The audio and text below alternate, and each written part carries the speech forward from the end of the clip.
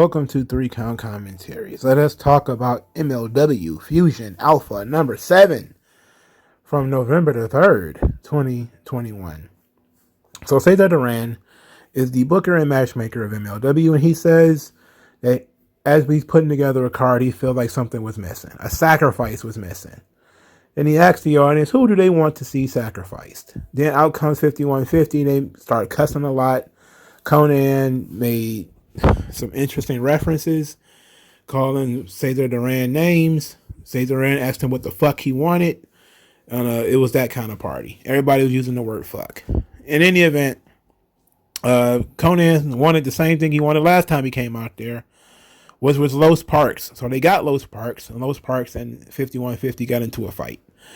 Then, while that was going on, Filthy Tom Lawlor walked down to the ring with Kevin Koo and complained. He complained that he had been getting screwed over by MLW this whole time. Got screwed out of his world title. He got screwed out of the Opera Cup, even though he won it last year. He got screwed out of it this year in the first round. Got screwed out of his match with Hammerstone, and demanded that Cesar Duran make things right. So Cesar Duran then turned to him. What the fuck do you want? And he says, I'm a prize fighter. I want a title fight.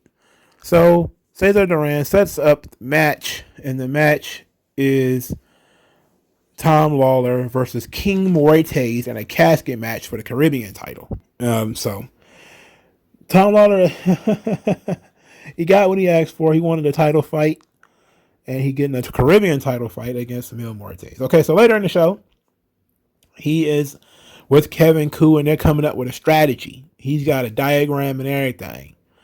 And Kevin Koo looks at him and like, you know what? Jim Coster going up. I don't know if I should be doing this. And Tom Lawlor is like, huh? What do you mean? Come on, help me out here. And he's like, you know what? I think I need to be on my own for a little while.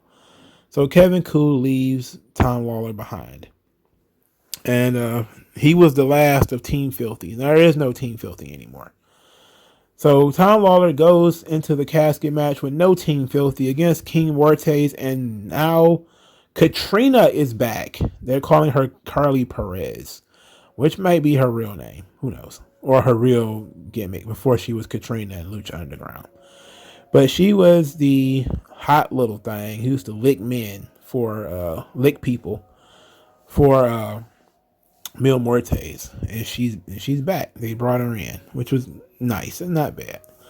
Tom Lawlor loses the match as he puts a guillotine choke on Mil Moites, and Katrina, or Carly Perez, raises a skull in the air like Paul Bearer used to do with the Undertaker's urn, and it raises King Moites back to his feet.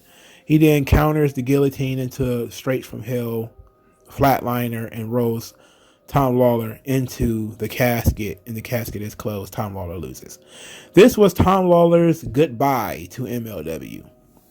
Tom Lawlor, along with several others, Buku Dao, Leo Bryan, Beastman, Mance Warner, and Jordan Oliver, have all been released from their contracts in MLW. Some of these guys asked for their releases. Mance Warner asked for his release over a year ago. Him and Court Bauer got into a bit of a tiff about it. Court didn't want to let him go. He wanted him to finish out his contract. Mance told him to shove it and decided not to. This is why I give Baby Pillman good kudos, because he didn't want to finish his contract either, because he had gotten a sweet deal from AEW. He didn't want to go back to MLW. But Court Bauer was held on to him, forced him to finish his contract out, and they just treated him as a jobber. He didn't get any entrances, and he usually got beat up, and they didn't even mention his name that often. He was just a body in the ring to take lumps, to get thrown around. All the storyline they had put into Brian Pillman before was completely erased. And besides, it was all Hart Dynasty stuff anyway, and they were all gone. So Mance Warner is one of the guys Jim Cornette really likes. He's a deathmatch wrestler. He's an indie guy. Wouldn't be surprised if there were some places that were looking to snatch him up. has a Briscoes like feel to him, and I think I was introduced to him through MLW. He was a GCW tag champion. I think he just fought the Briscoes in GCW. I don't know. I didn't see it, but I heard about it.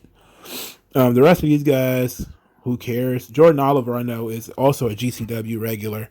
Wouldn't be surprised if AEW don't come beating on the door for him. He is a guy who the internet really likes as far as the matches he can have, and he's a GCW favorite. I wouldn't be surprised if he got a call from Tony Khan to come in to do something. You know, especially since he's like the new version of Jack Evans. You know, Jack Evans is washed, like 100% total washed. I mean, he's washed so much he's faded. You know, he's not even as white as he used to be. He's faded. So they probably trying to upgrade to Jordan Oliver. But that's it. I think Court Bauer claims that they not doing budget cuts or pandemic cuts, but they didn't need as many talent because they want to run shorter shows because they're looking for a TV deal. So they're going to try to shorten the TV shows. I don't see why you need fewer talent for that. You could just use fewer talent for shorter TV shows. I mean, you don't have to fly everybody in, do you? But some of these guys are relatively unknown, like Buku Dao and Leo Bryan. Like, who the hell cares about those guys not being there? All right, let's move on real quick. Willow Nightingale and Zoe Sky were defeated by the Sea Stars. Holly Dead, who is still feuding with Willow, grabbed her by the ankle and dragged her under the ring. Interesting. Max Kruger declares himself the leader of Contra, says that his destroying Hammerstone is his destiny, and that he's coming for him in the World Chamber. Okay. Alex Kane and King Mo swore up and down that Calvin Tankman was out of the Opera Cup. And since Alex Kane is the alternate, that Alex Kane was going to take his spot. Alex Kane then has a match with Warhorse, you know, the guy who wrestled Cody. And, you know, the entire internet pretended that they cared or even knew who this guy was. He was in this match. He got beat by Alex Kane. Then we find out that Alicia Atout says that Tankman is still in the tournament. So Alex Kane is not in the tournament, which King Mo didn't like and says some very naughty things about Cesar Duran that I didn't bother to write down, but it had something about putting his mouth on things. Alex Kane said that he won in and he's going to make everyone get that work until he gets into the Opera Cup tournament. They announced the ladder match for the National Openweight title will take place on Thanksgiving. So that ought to be interesting at least. You know, there ought to be some interesting people in there.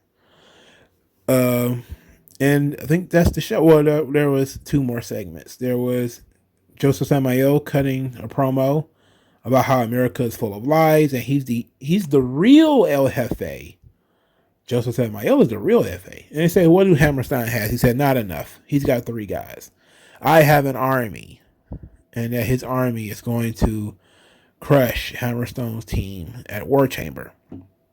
Then we got a funny little skit from Richard Holiday and Alicia Atout. Richard Holiday is still bandaged up from his beating that he suffered from King Mortes a couple of weeks ago. So he's still bandaged up about it, and Alicia Atout is like, okay, what's going on here? Now he's perfectly healthy. He can talk normally now. And he's talking about having a marketing deal in Japan for candy. And asks Alicia if she wanted some candy. To which she said, oh yeah, I'll try it. I'll give it a try. And he opens a door and Tajiri is eating all his Japanese candy. And he tries getting on Tajiri's case, and Tajiri starts throwing the candy at him like a howler monkey. Like a chimpanzee slings shit. Tajiri was slinging candy at Richard Holiday. It was absolutely ridiculous. But Richard Holiday is so funny. He's a funny dude. He's hilarious. I really like him. It's a shame. Like, I don't know how long his contract is, but he needs to be, again, he really needs to be trying to get in there with MJF. I think Richard Holiday and MJF would absolutely kill in AEW. In terms of being a 1-2 duo, that could actually be a babyface duo. You know, like I could see those two as just being complete and total douchebags. MJF and his best bud, Richard Holiday. That could be excellent. I love it. I love the sound of it. Just redo the Dynasty and what they were doing in MLW. Just redo it in AEW. Get them a muscle guy. They've already got one with Wardlow. You can't get Hammerstone. You know, you're not going to be able to get him free. Let's replace him with Wardlow and do the Dynasty over there. That would be excellent. That would be so much fun. But this show is okay. You know, not much for me to really sink my teeth into in terms of story, even outside of killing Tom Lawlor, which is, I'm guessing, what King Mortes wanted last week, is, you know, to sacrifice somebody. And we're still waiting for the War Chamber thing to happen, you know. So that's about all. Like, share, subscribe, donate, and I'll talk to you guys later. Your skin tone, so why attach yourself and piggyback the wealth you didn't earn or lack yourself? I'm telling you to own up to your own success and failures. It's a reason why these sleazy guys